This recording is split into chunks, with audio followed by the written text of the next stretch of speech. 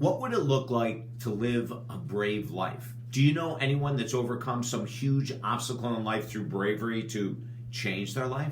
Have you ever overcome something through your own bravery to change your life and to create something new and dynamic? Or is it time to learn how to do that? Hi, I'm David Essel. Living a brave life is not easy. And it's not just the bravery of saving a kitten from a 30-foot tree or something like that. There's a lot more common sense ways we can look at bravery. For the past 40 plus years as a #1 best-selling author, counselor, and more, we've helped millions of people to tap into their own bravery in life, and the end result is amazing.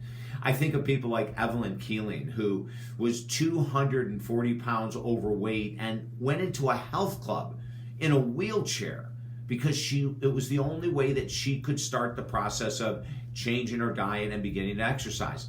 Or maybe there's someone that you know that struggled with alcohol for a very long time and they finally overcame it. I know a gentleman right now that we're working with, incredibly brave. He came into the office open-hearted, open-minded, saying, I might be destroying my family with my alcoholism. Could you help? Do you know that 6 months later, because of his bravery, and I'll tell you what that means in a second, he's receiving letters from his children saying how proud they are of his sobriety. When we talk about bravery, bravery is walking in and doing work you'd rather not do. Millions of people would rather not give up nicotine, give up sugar, give up alcohol, give up social media or video addictions or any other addiction they have. It takes bravery to raise your hand and to say, hey, I've been struggling with this dependency or addiction my whole life. I need your help. That's a brave person. Or what about one of my clients that was raised in an ultra strict religious family? She was trained from a very young girl that the only people going to heaven are the ones attending her church.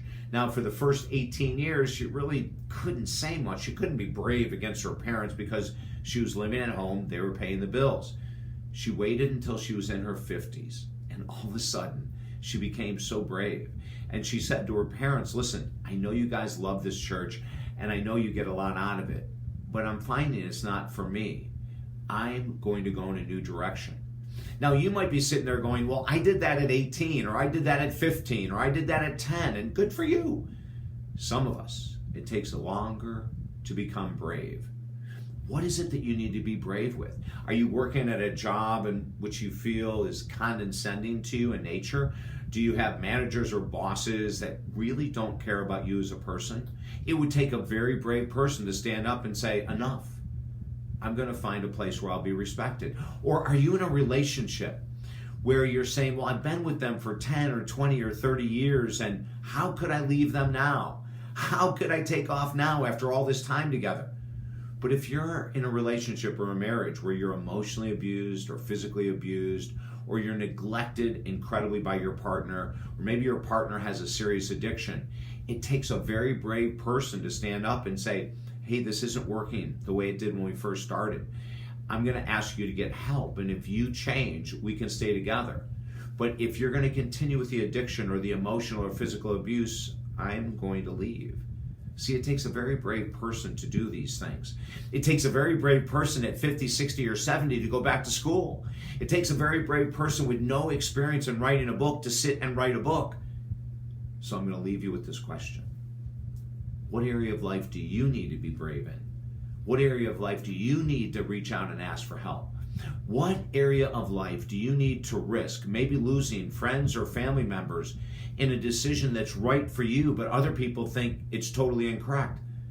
Are you willing to be that brave, to follow your own heart and soul, to be an independent human being versus a codependent one that doesn't want to rock the boat or upset someone with your choices? If you're out to make a positive difference in this world, there could be a lot of people that don't agree with you. Go forward anyway. Make the changes anyway. Think of the Rosa Parks and Nelson Mandelas, the Gandhis that went against so many people's belief systems, and they all succeeded through their personal bravery.